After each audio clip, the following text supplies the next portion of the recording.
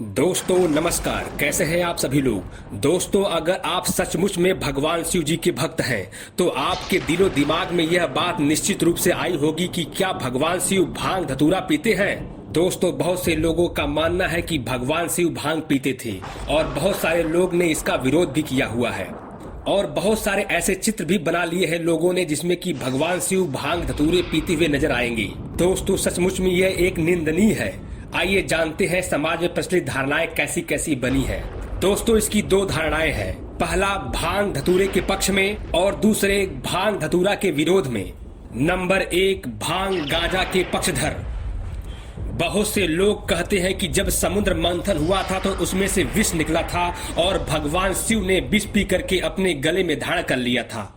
इससे उन्हें बहुत गर्मी होने लगी, इसलिए वे भांग और चिलम पीते हैं क्योंकि यह दोनों ही ठंडक बढ़ाते हैं और यह कुलैट का काम करता है। इसलिए ही उन्हें बेलपत्र, धतूरा और कच्चा दूध चढ़ाया जाता है जो कि ठंडक प्रदान करने का कार्य करता है।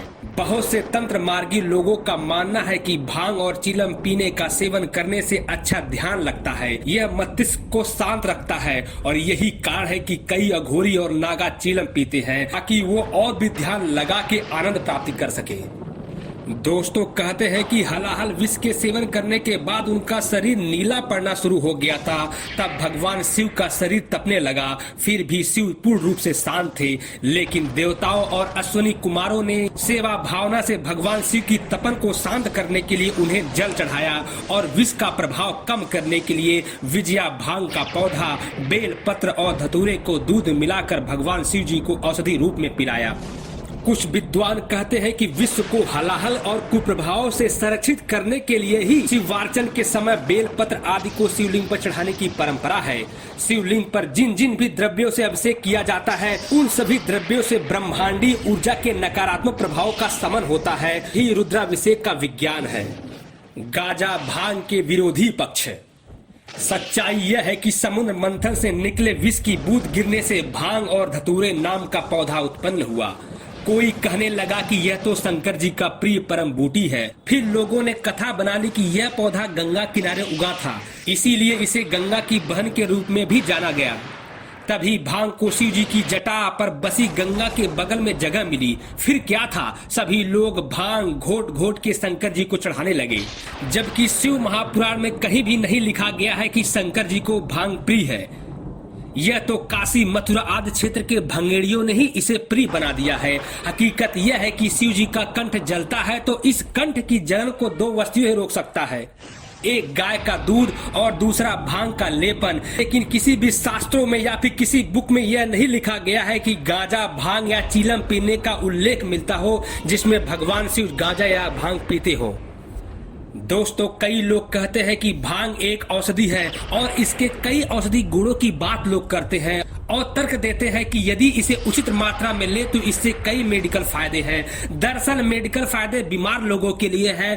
भांग को सिर्फ दो लोग ही इस्तेमाल करते हैं, एक वे जो बीमार होते हैं और दूसरे जो नशा करना चाहते हैं। शिव जी ना तो बीमार है और ना ही नशेड़ी है, वे तो परम योगी हैं, उन्हें भांग की आवश्यकता नहीं है। ध्यान के नशे की आगे तो सभी नशे कमजोर हैं। जिसे समाधि का नशा हो वह दूसरा नशा क्या कर सकता है। दरअसल योग की उच्चतम स्थिति में शरीर की आवश्यकताएं अत्यंत ही गौण हो जाती है।